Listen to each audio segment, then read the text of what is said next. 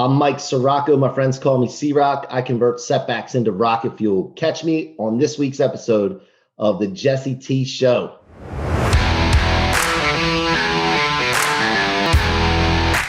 C-Rock, what's going on, brother? What's up, Jesse? Hey, man, listen, before I do anything and say anything, I always start every interview I do with gratitude, man, because I'm just so thankful for the opportunity to share with you and your audience, but also the fact that, I'm really humbled by that anybody wants to hear my voice, man. It still hasn't sunk in yet that it's something that people want to hear, and it's a great thing to have. So I want to start with gratitude, man. Thank you for having me. Received, brother, with much love, and thank you for being you. Thank you for being on the show. I know that people are going to get a shit ton of value out of hearing your story, your journey, your mission, and we're just very thankful for sharing the time. So if you could just give us a little color and context on who you are and the road that you've traveled so far.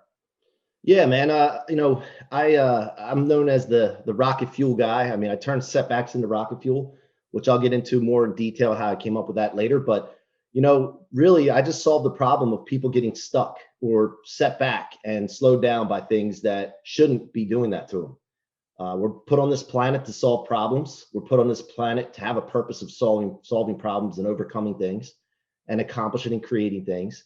And there's no problem that can't be solved. So I really work with people on getting them to understand that proactively, not while they're in a setback. And, that's what I do, among other things. I mean, I have 5 or 6 businesses as well. So talk a little bit about some of the setbacks that have brought you to realign your paradigm and shift that into it's rocket fuel versus setbacks. What are some of the bigger, highlights or lowlights, like the Sports Center not top 10 to get you to that point where they're now rocket fuel for you, and this is how you serve your medicine to other people? Yeah, so I came from a broken home. I don't remember my parents together. It was that early on that they split up.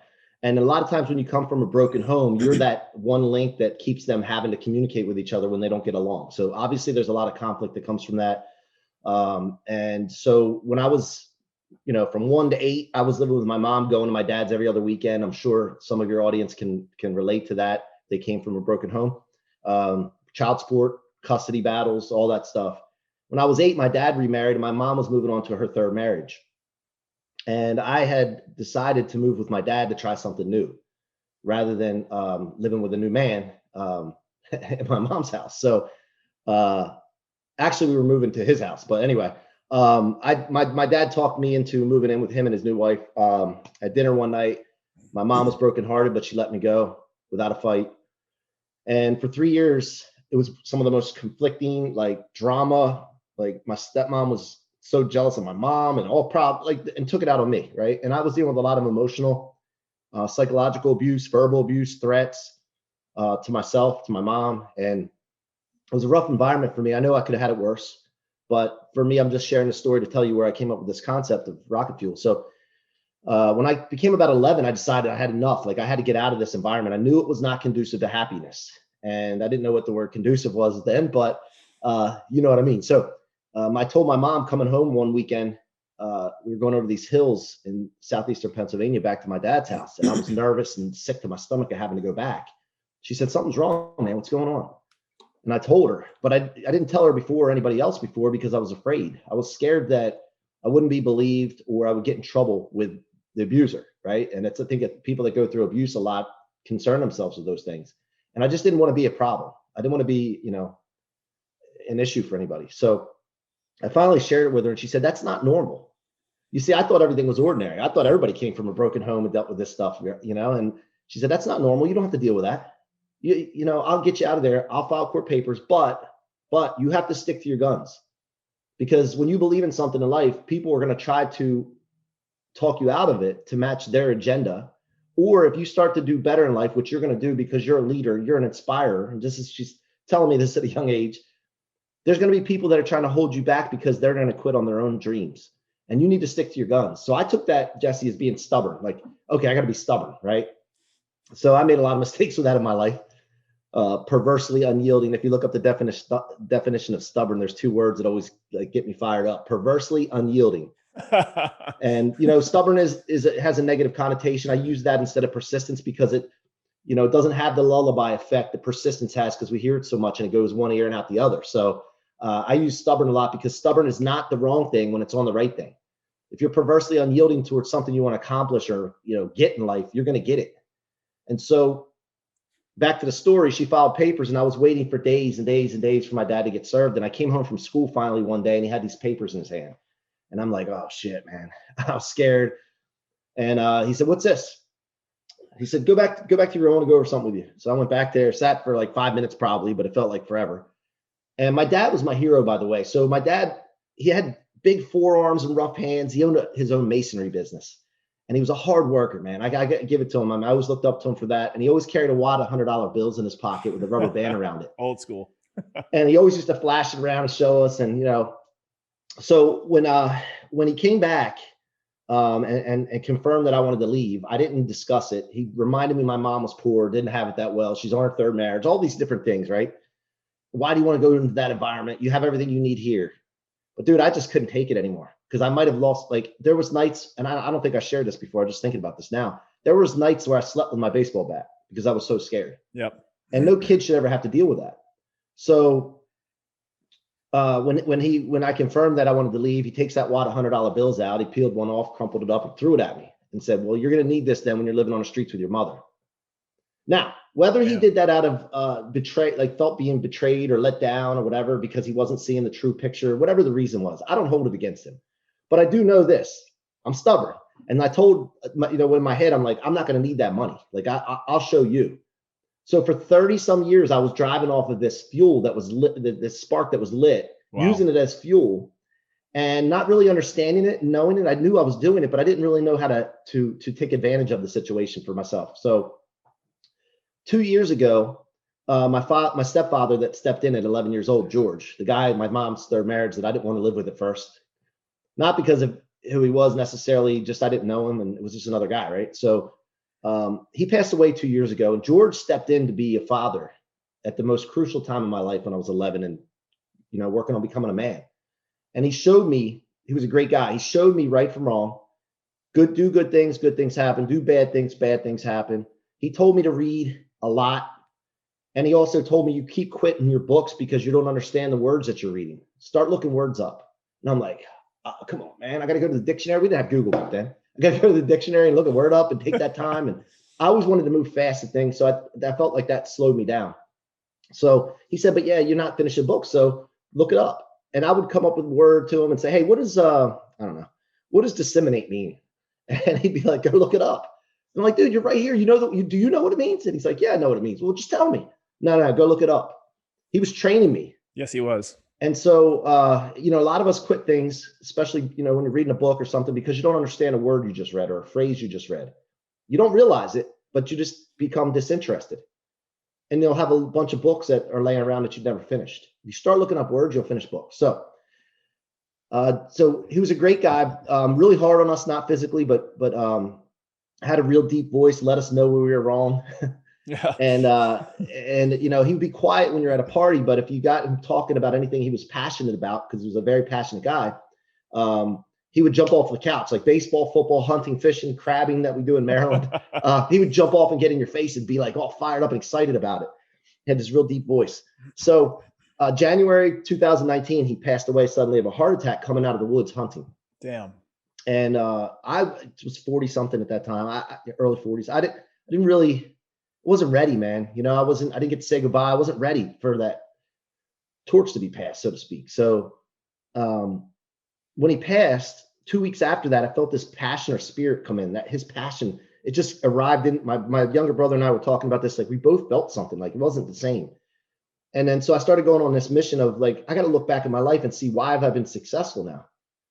And I started to look back and I realized that everything that came my way, no matter what it was, I never let it stop me. I kept my graph. If you look at a line graph of your life, every area of your life, a good graph is a slightly uptick graph. Yep. And I was looking at my graphs, they were always going up no matter what happened. And I'm like, what's going on here? And I found out that anything that was coming my way, I was converted into rocket fuel. I wasn't just getting back to original position after a setback. I was blasting through it. Nice. And so I realized that, and I said, you know what? This is rocket fuel, man. This is, I'm storing things in my tank to convert to fuel rather than in my trunk where it would weigh me down. And so I started using this concept and being very aware of it, and I bottled it. And then it's so powerful. It's like a law. It's like John Maxwell's leadership laws. If you implement the stuff I talk about, you become unstoppable. to what you want to accomplish in life. And you just don't quit. So that's what it's all about. I wrote a book about rocket fuel. It's coming out anytime now. Grant Cardone wrote the forward for it, told in the forward what rocket fuel has meant to him in his life and his business. And of course, that adds validity to the law. And I'm excited to get this in people's hands. Brother, first of all, thank you so much. Let me be the first one to say thank you for sharing that story. It's not an easy story to tell. And from someone who's had a ridiculous story, I know how hard it is to share certain skeletons or wounds. But number one, our stories aren't for us. They're for other people. And you never know. Like when I started sharing my story about being bullied or, growing up in a broken home, I think a lot of people grew up in a broken home. My dad was a junkie for 35 years before he cleaned up. And I got to have a dad, and my kids got to have a puppetee is what we call them. And sharing those things, especially growing up in a city like Boston where you got to be a tough guy, it's not easy to be able to put that out there. So thank you, number one, to share your story. But number two, when did you realize and how did you start sharing that story? Did you have concerns in terms of like some of your battle wounds and scars and putting yourself out there and being vulnerable? And what did that process look like for you? And obviously it's done wonders. Well, what's cool is I documented this in my book, Rocket Fuel. So I'll share some of this with you. When George passed away, that was my stepfather. My brother was reading the 10X rule. We're back here if you guys are watching. And he said, Mike, you got to read this book. This guy sounds just like you. I've always been an animal, like since this, like I go hard. I have a saying, thrust is a must. We have to be moving forward. We got to, and fast. And so he read this. He's like, this guy sounds just like you. Like, you got to read this. So I read it and I'm like, holy shit. This is like when I read the book, by the way, and I'm promoting it because it's like, this is something that changed my life. And I'm a Cardone licensee as well, because I want to help spread Grant's message along with mine. But what happened was that I got validity to unleash the animal that had been caged up for many years. I had this animal inside of me that wanted to get out to help people and be an inspiration and inspire people, like my mom always told me I would. And I couldn't do it because I was afraid what people would think. I would get pushback from people. I didn't know the right way to get people interested in what I was talking about. People said, oh, you can't be holding people accountable, they'll leave, which is totally the wrong message in business. And I had wrong data, man. That book gave me the right data, gave me validity to unleash the beast and turn this rocket fuel concept into something that's a movement that's going to change the world. Now, so I read that book. I started investing in Grant's content. I went to the 10X Growth Con. And were you at the one in Miami a couple of years ago? Yeah. Me too. Yeah. So you remember, I was right in the middle by the pitcher's mound. Okay. And I heard Pete Vargas, who it was his first big event. Yep. Sweating, nervous, you could tell. However, he was prepared because he just blew it away. He's one of the best speakers. He shared a story about his father. And I felt like everybody in the whole place, you remember it's 30-some thousand people, right? I felt like everybody disappeared and it was just me and it's the craziest thing, man. Just me and Pete. And he was talking to me and I'm like, holy cow, man, I got a story to tell. And don't get me I love Pete and he was fantastic, but he was so nervous at that time. I was looking at him, he's sweating and I'm like, he'll tell you the story himself. But I thought to myself, if he could do this, I know I can. Oh yeah. And I said, I'm going to be there one day. Like I'll make this happen. So I told the guys I went there with, we were driving afterwards and I'm like, guys, I'm going to be on that stage. I'm going to be there. You watch. And they were like, yeah, no, dude, we think that of you. Like, cause they saw some stuff I was already doing and they're like, you're going to make that happen. So I went to an event, won some money playing golf and like a lot of money. What's a lot of money? I can't tell the exact amount because there may be ears listening, but it's a lot. So enough that I had some left over after I spent amount to go to Grant's office to hang out with Pete and learn how to speak from stage and share your story and sell from sharing your story. Very cool. So are you a scratch golfer? Nah, well, now I'm probably 6 to 7 handicap, but before COVID, I was like a 3. Nice. So anyway, I went to this event and I heard the workshop and I heard about reasons why people don't share their story. Well, one was because they're embarrassed by it. Yep. If you're poor, you're abused, whatever the case is, you maybe have molested or something. And of course, that's like hard to tell, man. Or if you had an addiction, like you said, or like myself, I partied when I was in my 20s, like bad. It's hard to tell that, man. You're embarrassed by it. The other thing is people think their story is ordinary. Like a broken home, that's ordinary. Why would anybody care about that? but people connect with it. The more ordinary, the more likely you are to connect with someone. The other one is, this is the big one though. People underestimate the power of their story to inspire millions and millions of people. Because like you said, the story is not about you. It's selfish to think it's about you and don't share because you are worried about it. It's for other people. That's 100% true.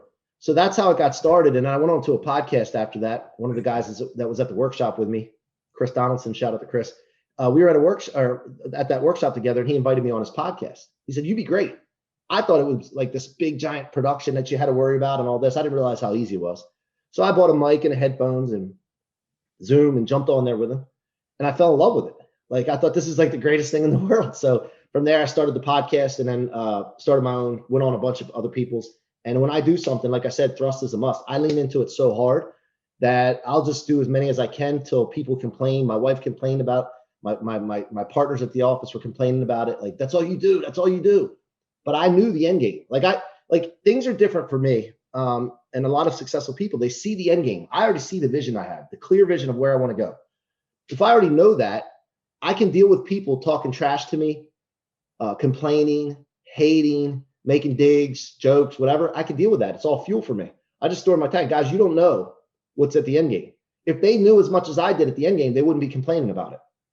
Goggins calls it his cookie jar.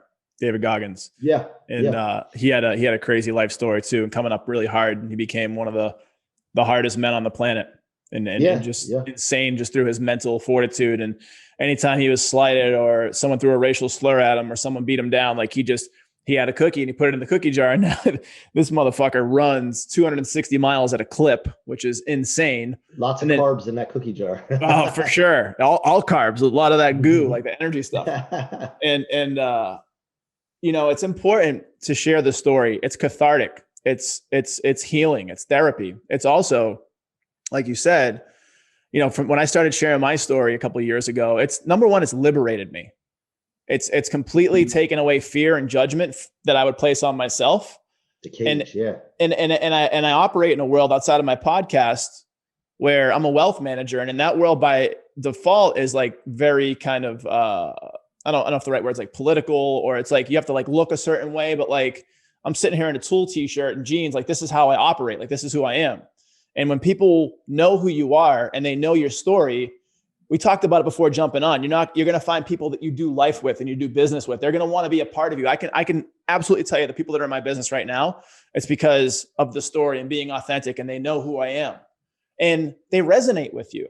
I want to hang out with dudes. I want to hang out with dudes that wear black t-shirts like this. Like that's what and I can do business and I make a lot of money and I'm very successful, but I can do it. I can do this, and I agree with you 100%. You attract your tribe. You do, brother. And we talk about mentors, and we talked about it a lot, and we'll dive into that as we go along. But one of my mentors, he said it. He's a wealth manager too. He's got a big gnarly beard. He dresses in t-shirt and jeans. He's a great family guy. He's into health and wellness, like a lot of the same stuff that I'm into.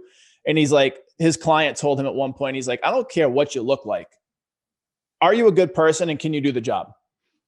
And for me, even though I was in the military, like I'm a rebel at heart. I want to buck the system. I want to go against the grain. And like, I don't want to wear the bow tie and the cufflinks and the friggin' whatever. There's a time and place for that. Of course.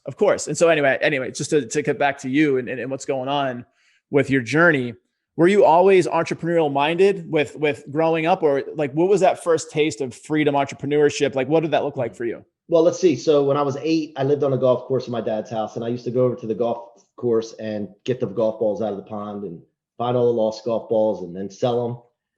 And then I had a problem because the owner would chase me on his golf cart. This old man named Smedley. I think his name was Smedley. And he used to chase us with his golf cart, and we'd have these bucket of balls and they'd be flying all over the place. And we'd come back again. But I found out, I'm like, wait a minute, why is it not okay for me to sell something? Like, I don't get it. So I started having like this problem in my head at a younger age. Like, sales is not good. Like, you get in trouble if you try to sell things to people. And so I had to overcome that, which I did. But I think I was 1998, I got into sales, and I started in-home sales and driving all over the place. And what were you selling? Water treatment systems, rain salt systems.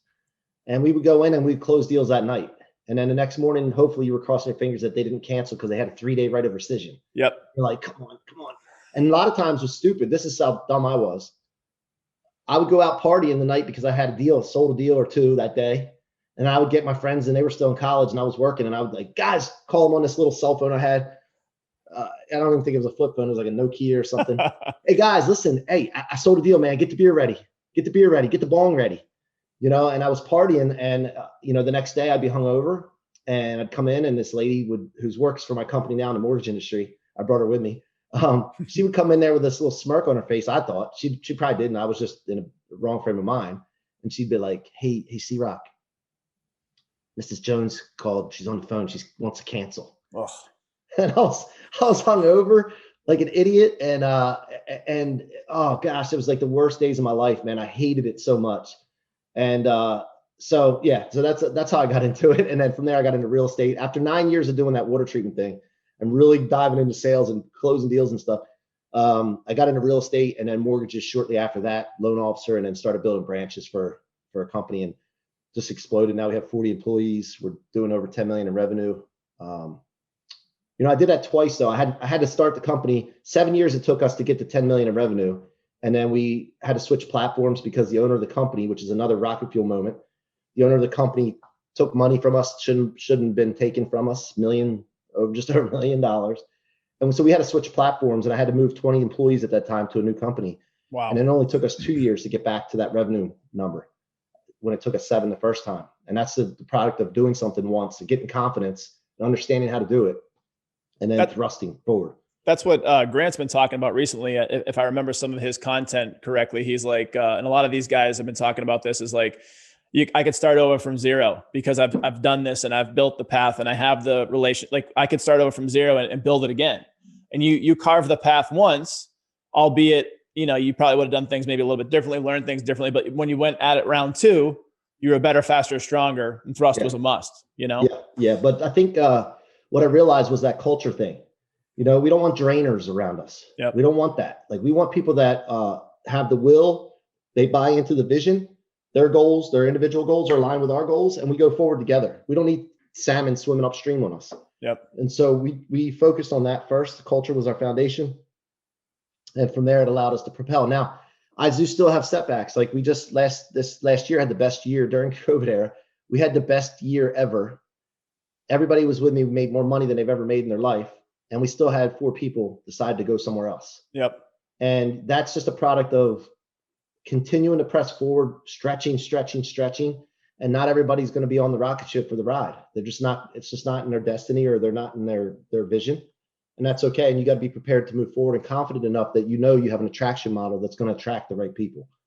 So it hurt me for a minute. Like when something bad happens, I still get that feeling in my chest. Yeah. Like anybody that's been through anything with relationships, business, something happens, you're not expecting it, or there's a setback, you get this nasty, it's a terrible feeling, man.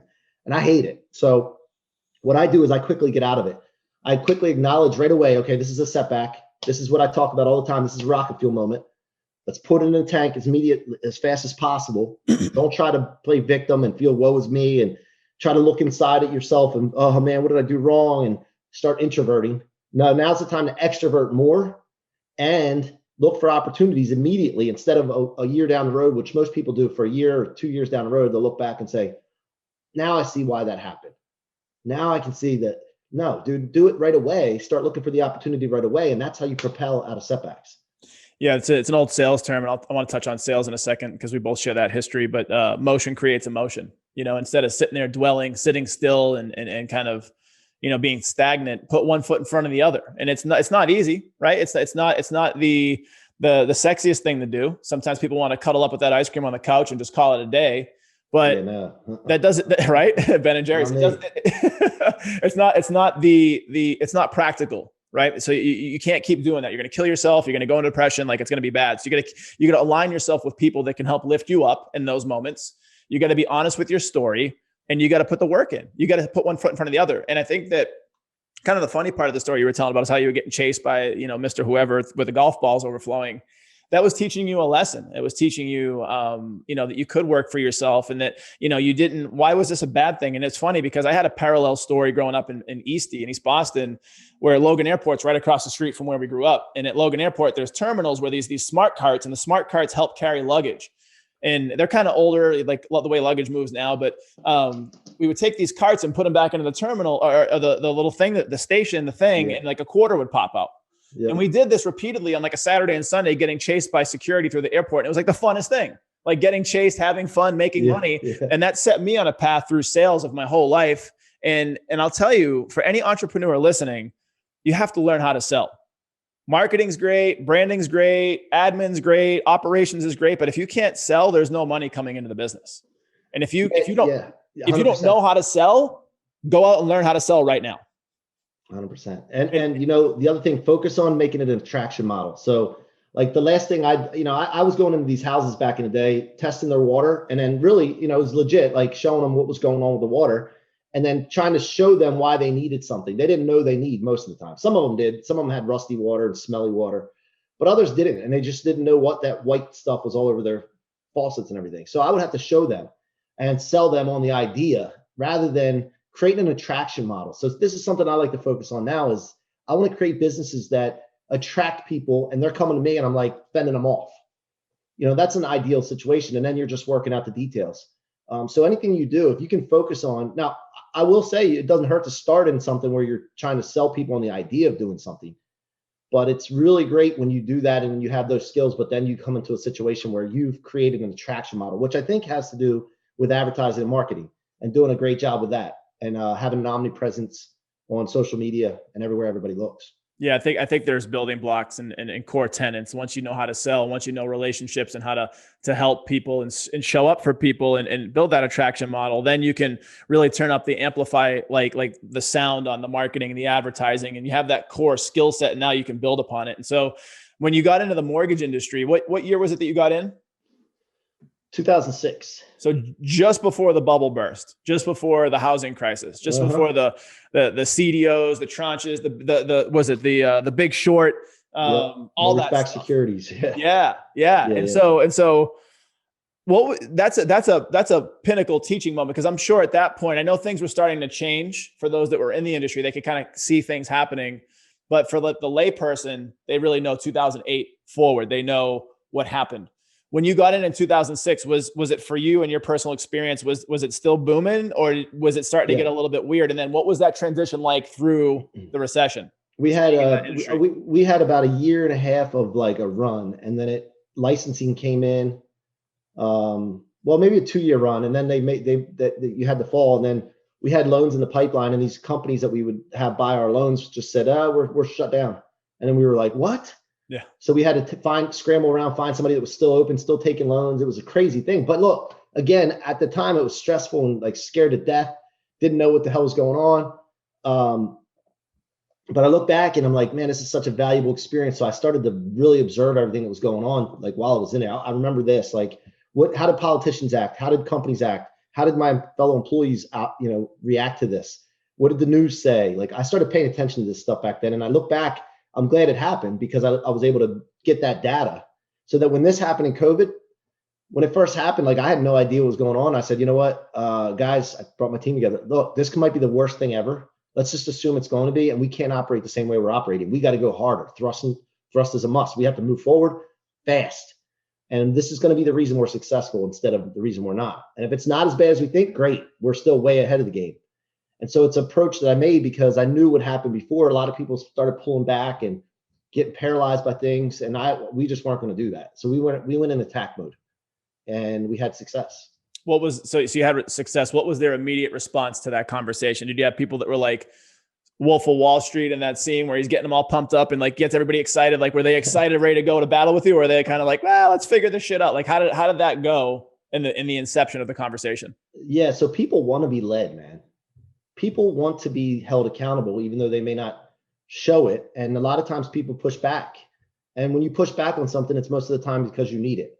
Your subconscious mind is trying to justify your position, right? So no, I mean, they were looking for something like, how's this guy, how's our leader going to lead us? What's he going to say? And as long as you're in alignment with your team on their personal, professional, financial goals with your company's goals, they'll follow you. But if you're not in alignment, or if you don't do what you say you're going to do, and you're not reliable, and you're not confident, and you don't have courage, they're not going to follow you. So it was all virtual. We had like Zoom, or it's Microsoft Teams, and we're all on there. And I would say 75% of the team was like, yeah, let's roll. And 25% were just not engaged, kind of like, eh. which is normal in companies for the most part. Higher disengagement actually, but um, in most companies, 75% of employees are living paycheck to paycheck and are disengaged, which is a correlation. I pride myself on the fact that 20 to 25% of our team is not engaged. And actually, just most recently, I think we cleared most of that out. So got to cut the fat, the cream rises to the top. And you gotta make sure there's no cancers in the office. People that are bringing other people down, and what we used to call negging out, like negative Nancy, like people that would be so negative they'd like make someone else negative, and like woe is me. Well, what's even worse than that is the drifters. Like I have a mentor named Brandon Dawson. He talks about drifters all the time, where there's no purpose, no intention, and they just drifting wherever the wind blows them. And I think a lot of times that could even be worse, because if that's tolerated, then it's very contagious. So negative and cancers are bad. Don't get me wrong. But I'm always concerned with the drifters. Yeah, because they're kind of the ones that can sneak by a little bit easier versus an outright cancer. Yeah. So what are you doing? What have you done? Where did you learn culture? Because culture seems to be such a big thing nowadays with like conscious-led businesses and people like Simon Sinek, who start with why, and he's really big in the mainstream thought process. But where did culture start popping into your head, and who are some of the people that you seek out for a good company culture that you can then re-implement back into your life? Well, of course, when that mortgage company, the first one that I was at, that thing happened, it all crumbled because of lack of culture, lack of alignment with individuals' goals and the company's goals, period. And I knew that. I saw what happened. So when you see something like that, you don't want it to happen again. So you learn from it, unless you want to go insane. But I learned from that, and I figured out where we went wrong, because I take responsibility. Even though I didn't own the company, I take responsibility for not having a bigger voice in it or doing something about it and staying there even. And so it was my time to figure out, like, okay, how are we going to do this? And I told the team that we took to the new platform, guys, we're going to find a platform with culture, great culture, and then we're going to develop our own internal great culture.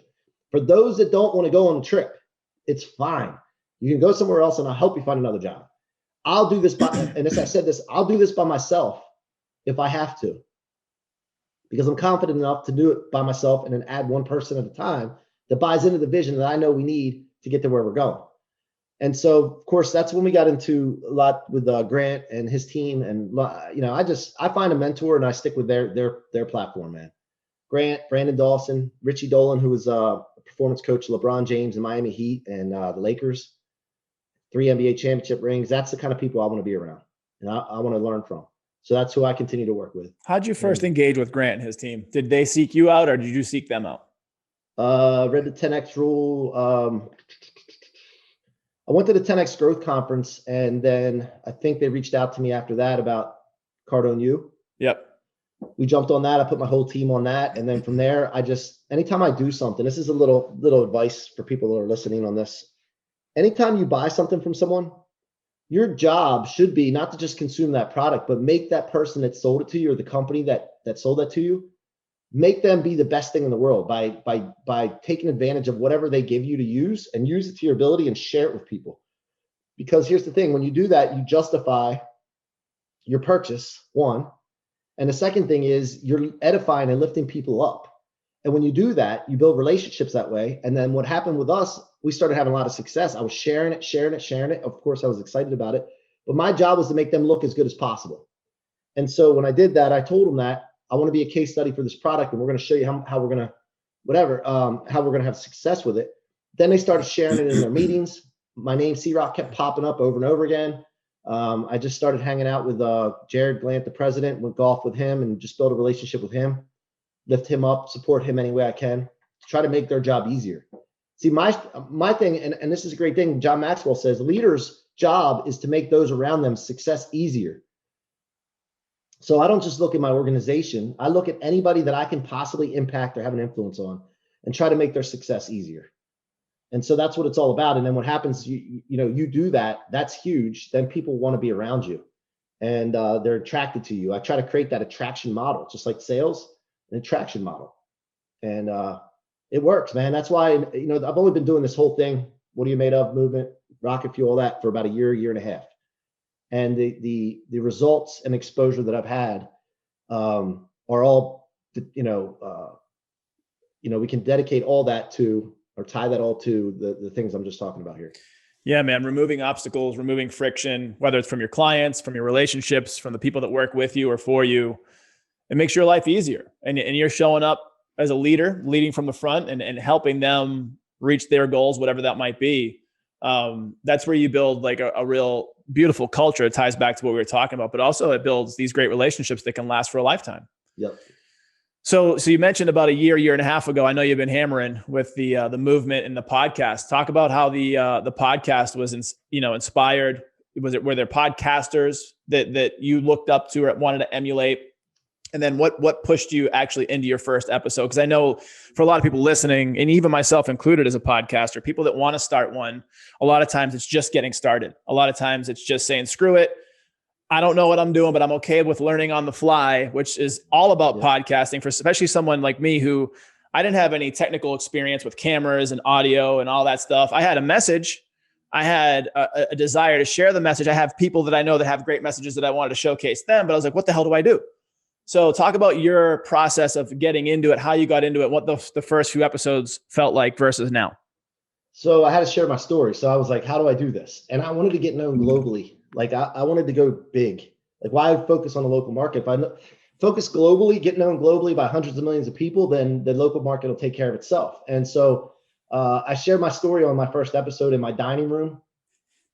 And it was really shitty, probably quality, but I got the story out and I resonated with people and connected with people. And I did 4 or 5 episodes of monologue style first.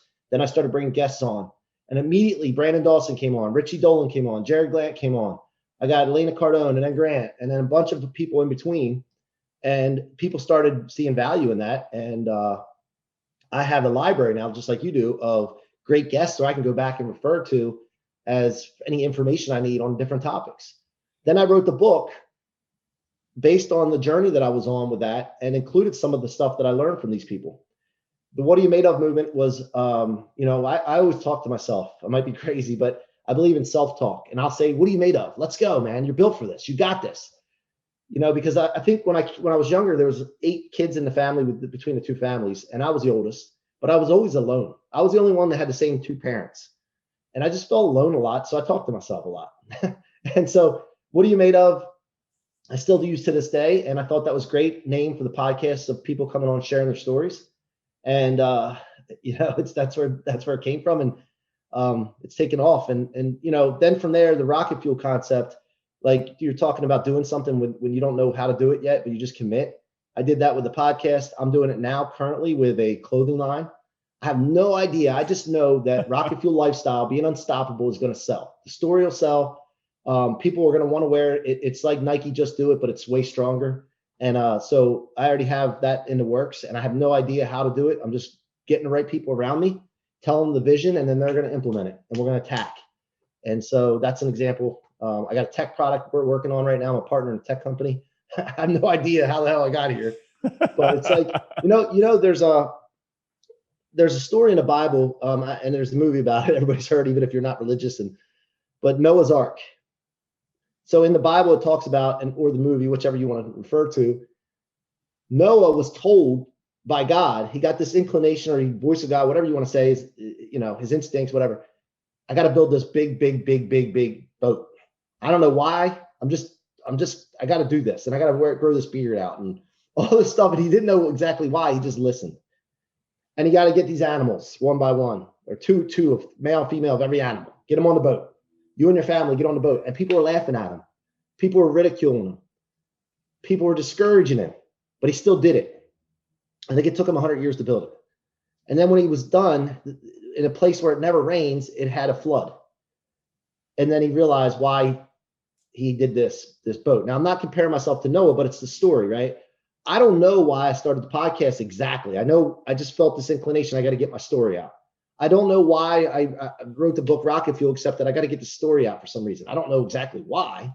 I don't know the grand plan. Let's say it that way. I have a vision of what I want at the end of the day. But what I didn't know was through the Instagram audience that I've grown and all these different things, I direct message people like crazy. Instagram, LinkedIn, crazy. Like you wouldn't believe, like people just wouldn't be able to keep up with what I do because I'm obsessed about it. And so What are you sending in those DMs real quick? Cause like, is this just like a follow-up thing or just like when someone it depends. Like, there's certain people I'm going after and I have a canned thing that we send. And then there's other people that I meet on Clubhouse now, or different things. And I'll just genuine as possible, whatever's on my mind at that time. I'd send out, hey, what's up at Ciorrocco, the stage that we were just on. I'd just love to connect with you for 15 minutes. Here's my calendar. If you can set up a meeting, Zoom call, 15 minutes, let's chat. And so we do that, or just edify people or encourage people through DMs. And it wakes them up. And they're like, wow, this guy, and then you start the conversation. But I met this guy named Jared Yellen, and we did an Instagram live together, and we just connected right away. Like, we hit it off. His mission is to take visionaries that aren't techie and help them with a tech product and partner up in it and attack it. And through a DM, because I was just doing those things, no idea why, like Noah, all of a sudden now I'm a 50-50 partner in a tech product company, developing something that's it's going to change the way businesses operate, as far as lead generation and lead magnets and what have you, and also for consumers and entrepreneurs that want to accomplish something but just don't know how to start or what the next step is. And so I'm really excited about that. Again, it's like the arc. I have no idea why it was happening, but now I'm starting to see that the rain's starting to come. And I encourage people, just follow your intuitions. You don't have to know the exact reason why. You need to know, you have to have a purpose and a why, like you're doing it, but you don't need to know the exact end game of what's going to come from it. Just follow along and be consistent and attack it. And great things happen, man. It goes back to that inner voice, that, like you said, intuition, that knowing if you're called to do something, just kind of get started. And you may not know the guidelines in which to operate in, but just get that ball moving forward. And self-talk is a huge thing. And you said this specifically, but like, this is something I've been working on the last couple of years because I grew up in it as a kid. Now I'm abundance mindset now and grateful and humbled and all these different things. But I grew up very constricted and very with a scarcity mindset. And so self-talk, negative self-talk for many years, beating myself down up until a couple of years ago where I realized this was a very real thing. Like the other day, something happened and I called myself a motherfucker. And I'm like, why did I just call myself a motherfucker? And like, words have power. And when you're sleeping at night and you go into these different brainwave states, you're so suggestible. And I talk about this all the time, but I had, one of the most important people in my family was my grandmother on my dad's side. She taught me how to cook. She taught me so much about life. I make the best gravy in the world, by the way. I know you're an Italian guy. It's not sauce, it's gravy. So I don't know if we have any conflict there. But hey, dude, I don't care as long as it's on my plate. I love it. But she used to say, turn on my program. And what happens is late at night, early in the morning, especially with older people, I saw this with somebody else who just passed away, who was a grandmother to me. It was my ex-wife's grandmother, passed away just a day after my birthday in December. And she and I were super tight, and she would watch news first thing in the morning because older people tend to get up earlier, most of them. And she's up at like 4:30 in the morning watching the news of how someone broke into this person's house and someone got robbed over here, and like just out this like fear. And she'd walk around thinking that was going to happen to her. And so she started getting programmed, and she started having this self-talk of negativity. And once you start to pay attention to that, whether that's through meditation, whether that's binaural beats, brain entrainment, there's so many ways to get into this. You can literally craft the future. And you talk about this all the time. You keep saying it's out here, like the end goal or the big goal. It's really not. It's just a matter of time hasn't met up with what's happened yet. And there's all this woo-woo stuff about quantum mechanics, but it's a lot of it's legit, where if you know something's already happened, it's just a matter of time to get there, right? And so I think that having that self-talk piece, reframing that, and it takes work, doing the work to go from a mindset where you're beating yourself up to where you're your biggest fan. There's a book that I'm going to get back into reading called Love Yourself Like Your Life Depends on It. And it teaches you how to show up better for yourself so you can show up better for the world. So whether that's starting a podcast because you have a message, whether you have a business idea, the idea also there is fail faster and burn the boats, right? Be practical. I'm a money manager. So if you can have cash to start a business, you need about 3 to 5 times the initial thought of what you need. It happens with everyone. 10x. Yeah. Right. 10X. See, I go 3 to 5, you go 10x, but like if you need 50 grand to start a CrossFit box, you're going to need 150 to 300 grand at least. So like plan for those things, but at the same time, burn the boats and bet on yourself and go balls deep into your success. Every big success I've had, I've been burn the ships committed. Like Like no plan B. Like Arnold Schwarzenegger says, if you have a plan B, you're going to start focusing on plan B rather than plan A. I've burnt the ships where it's like, look, man, I'm going to do the best I can. And I've never not paid bills because I was a deadbeat or anything like that. It's always, I've never had that problem. But if I do, it's going to be because I'm going in attack mode rather than retreat. Yep. And that's always been my biggest successes have been just thrust is a must. That's why I say it all the time. And it also has sexual connotation, which gets people's attention, which is a good thing too. So I don't care about that because it opens people's ears. Like, what did he say? Did he say thrust? Yes. Great thrust marketing. is a must. Yep. So great marketing, brother. You've been amazing, mighty, and powerful. And I'm very glad that we've connected. I'm excited to see where our personal journey leads, whether it's business, it's life, whatever it is. I think there's a lot of synergy there. Yeah, man. Just for some of those people that are looking to double down on what it is that they believe in. Are there thought leaders out there? I know Grant Cardone's one of them. Are there books? Are there podcasts? Are there mentors that you suggest people find and or plug into so that they can have a better life? Yeah, I mean, me, Grant, and then me. Like I will create unstoppable people. Like there's no doubt about it. And matter of fact, February 15th, this episode's coming out probably past that, but we're starting what's called the Rocket Fuel Launchpad Coaching Group Monday nights, 7 p.m. Eastern, where we're going to just create the Unstoppable crew. And it's $97 a month. It's like nothing. And we're going to come in there. We're going to have masterminds off of it. We're going to have all kinds of different things. And if people are interested in that, can I drop a link? Yeah, go right ahead. Yeah. Okay. It's Mike Ciorrocco, MikeCroc, MikeCroc.com/coaching, MikeCroc.com/coaching. It's not like a coaching thing you've ever had before. I promise you. You are going to come in there. If you've ever had problems with getting stuck in setbacks, getting slowed down, not advancing, you need to be in this group because we're going to surround ourselves with people that are unwilling to be stopped, perversely unyielding. And if you're not, we're going to create you into a creature that is stubborn on the right thing. Goggins calls them garanimals, even though it's not the right use of that word because those are like kid shoes, but he calls himself a garanimalistic motherfucker, like someone who's just unstoppable. But you're mighty, you're powerful. All your links, all your contact information, we'll make sure it's in the show notes and people can follow up with you. And we want to just share your message with the world, brother. So let me be the first one in the audience to say thank you for who you are. Thank you for doing life the way that you do it. And keep showing up, brother. He's the amazing, the mighty, the powerful Mike Ciorrocco. I'm Jesse T. Be sure to catch us on next week's episode of the Jesse T Show.